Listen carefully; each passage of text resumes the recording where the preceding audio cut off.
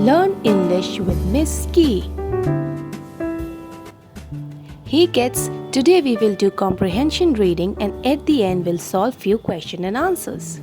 So let's begin. Emma woke up early on Saturday.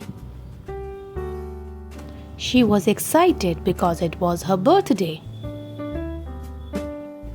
She wore her favorite dress and helped her mom bake a chocolate cake. In the afternoon, her friends came over with balloons and gifts. They played games, sang songs, and ate yummy snacks. Emma's favorite part was blowing out the candles and making a wish.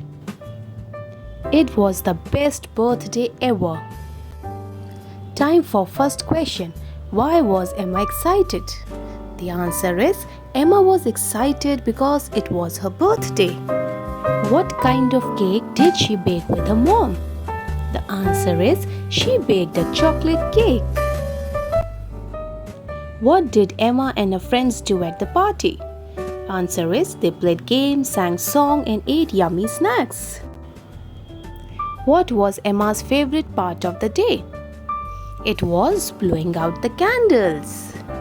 Thanks for watching, and if you like the video then please share and subscribe with family and friends. Bye bye kids.